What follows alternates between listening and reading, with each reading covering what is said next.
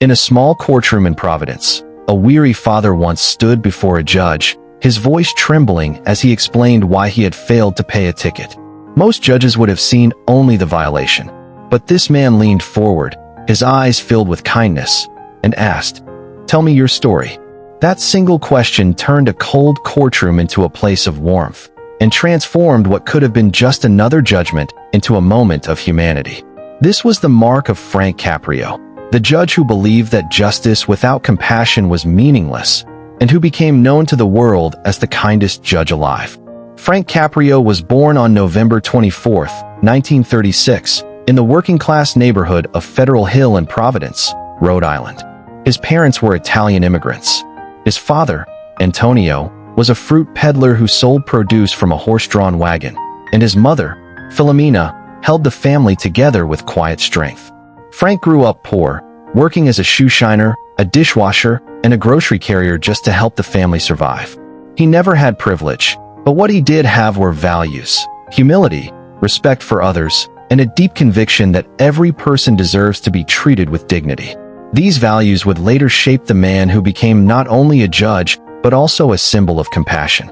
As a young boy, Frank wrestled not only with life's hardships, but also on the mat, becoming the Rhode Island State Wrestling Champion in 1953. Wrestling taught him resilience, the ability to get back up after being thrown down, the discipline to keep fighting even when exhausted. After high school, he went to Providence College, graduating in 1958. But education was not easy. To pay his way, he became a schoolteacher at Hope High School, teaching American government by day while commuting to Boston at night to attend Suffolk University Law School.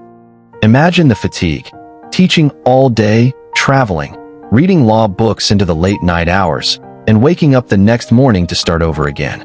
Yet he never complained. For him, education was not just about ambition. It was about building a bridge to a future where he could serve others. In 1962, at just 26 years old, Frank entered public service as a member of the Providence City Council. For 6 years, he fought for the concerns of everyday people, the workers, the poor, the immigrants, the voices that were too often ignored.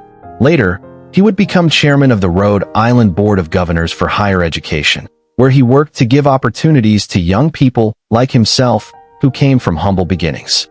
But it was in 1985 that Frank's destiny truly revealed itself. That year, he was appointed Chief Judge of the Providence Municipal Court. From the moment he put on the black robe, Judge Caprio transformed the courtroom. For most people, courtrooms are intimidating places, cold, rigid, unforgiving. But under his gavel, the court became a place where justice and mercy could meet. He did not just see defendants. He saw human beings with struggles, dreams, and stories.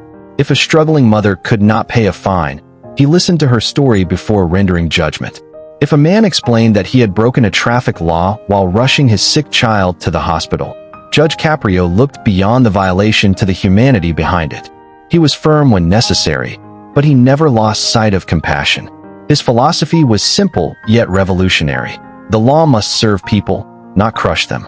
At first, only the people of Providence knew this side of him. But soon, through the local television program Caught in Providence, the world discovered him. What began as a small local broadcast became an internet sensation. Clips of his courtroom spread like wildfire across YouTube, Facebook, and TikTok. People did not watch for the traffic cases. They watched because they found hope in his words. They saw how he smiled kindly at a nervous child, how he laughed gently with a struggling worker, how he wiped away tears when someone poured out their hardship. In an age of cynicism, Judge Caprio reminded the world that justice could be human. There are countless moments that defined him. One day, a man appeared in court, confessing that he could not pay his fine because he had to choose between paying the ticket and feeding his children. Judge Caprio leaned forward and said softly, "You did the right thing. You fed your children. Case dismissed." Another day, a little boy came to court with his father. Instead of intimidating the child, Judge Caprio invited him to help decide the case, showing him that even in a courtroom, kindness has power. Every small ruling became a lesson in life. Mercy is not weakness, empathy is not indulgence, and kindness is the greatest form of strength. Through these moments, Frank Caprio became more than a local judge. He became a global symbol of humanity. His courtroom clips reached billions of views, and millions of people around the world began to see him as a grandfather figure who reminded them that goodness still existed. His words touched people far beyond Providence, sparking conversations about what justice should really mean. But even the kindest hearts face battles. In December 2023, Judge Caprio revealed that he had been diagnosed with pancreatic cancer. With humility and courage, he shared the news with the world, not to seek pity but to ask for prayers. Even as his health declined, he continued to inspire. He reminded people that life is fragile but meaningful, that every day is a gift, and that compassion matters more than titles or wealth. His vulnerability became yet another lesson, that even in weakness, there is strength. On August 20th, 2025, at the age of 88, Judge Frank Caprio passed away peacefully. The world mourned the loss of a man who had shown us the power of kindness. He left behind not just a legal legacy, but a human one.